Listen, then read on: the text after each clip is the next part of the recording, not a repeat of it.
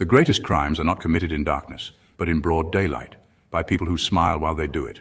There's something disturbingly theatrical about how they did you, not quietly, not discreetly, but loud, deliberate and bold, as if attacking an innocent person gave them a standing ovation in hell. Let's get one fact straight. According to psychological studies, people are 4 times more likely to believe a charismatic liar than a quiet truth-teller. And guess who you were? The quiet truth-teller. The one who showed up, did right, loved hard, gave deep, and still ended up being burned at the stake like the villain in their twisted fairy tale. And the worst part, they knew you were innocent, they knew you were genuine, they just didn't care.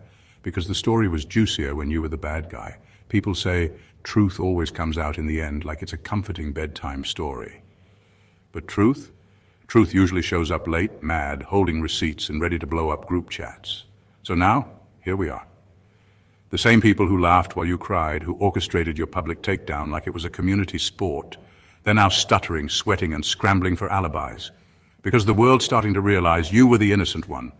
And what they did to you was straight up disgusting. Let's talk about it. Let's peel back the mask, flip the script, and finally say what needed to be said from the very beginning. And oh, if you're easily triggered by truth, this might not be the video for you, but if you're ready to see what divine vindication looks like, buckle up. Number 1, they demonized your purity because it highlighted their filth. They didn't hate you because you were wrong. They hated you because you were right. You didn't need to put on a mask or pretend to be something you weren't. You walked into rooms with your head high, your conscience clean, and your spirit intact. That's what disturbed them. You didn't owe anyone explanations for being a decent human being, but somehow your goodness became a spotlight on their filth. The way you treated people with fairness, honesty, and compassion made them uncomfortable, not because you were doing too much, but because they were doing too little. It's not that you tried to outshine anyone. In fact, you probably just wanted peace. But your presence highlighted what they had lost a long time ago: authenticity. They gave up their truth for applause, sold their morals for popularity, and shaped their lives around manipulation and masks. Then you walked in, no performance, no gimmicks, just real. And that was too much. You were a mirror they never asked for. And instead of confronting what they saw, they tried to smash the mirror and blame it for showing the cracks. They wanted to believe you were fake. They needed to believe you were hiding something. Because if someone could go through what you've gone through and still carry light, then what excuse did they have for becoming monsters in the name of survival? You became the unspoken proof that the soul can still be clean even after the storm, and that drove them mad. They needed you to fall. They prayed for your downfall behind fake smiles, and when it didn't come, they tried to create one. That's what makes it so twisted. You weren't even competing. You were just being. But in a world full of people who thrive on dominance, silence, and control, your innocence made too much noise. It shook the illusions they built their lives on, so they had to make you the enemy. Not because you were evil, but because you made them face the evil in themselves. They didn't just attack a person. They attacked a reminder that even in this dark world, purity still exists, and they couldn't stand it. Number 2, they chose character assassination because actual evidence didn't exist.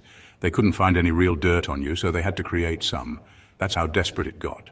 When they realized there was no proof, no scandal, no smoking gun, they didn't back off. They doubled down, because the truth wasn't working in their favor. So they built a lie that could do the damage the facts never could, and they made it convincing. They dressed it up with fake concern, manipulated the timeline, left out important details, and sprinkled in just enough truth to make it sound believable. That's how character assassination works. It doesn't need evidence. It just needs volume and repetition. They didn't want people to think for themselves. They wanted them to feel something: anger, suspicion, distrust, anything that would turn the crowd against you. So they planted seeds in conversations, whispered your name in controversy, and asked fake questions like, "Don't you think it's strange how they always," knowing full well what they were doing? They couldn't confront you directly because you didn't actually do anything wrong. And that's what frustrated them most. You had nothing to hide, so instead of exposing a secret, they had to create a story. What's worse is how quickly people believed it. Not because it made sense, but because lies tend to spread faster than truth. Especially when the truth is boring and the lie is entertaining. You became a topic, a rumor, a punchline. And the people who once smiled in your face started side-eyeing you, not because they knew anything for sure, but because someone with just enough influence whispered the wrong thing at the right time. It was never about truth. It was about control. They wanted to control how people saw you, how you were treated, how your name carried weight or lost it.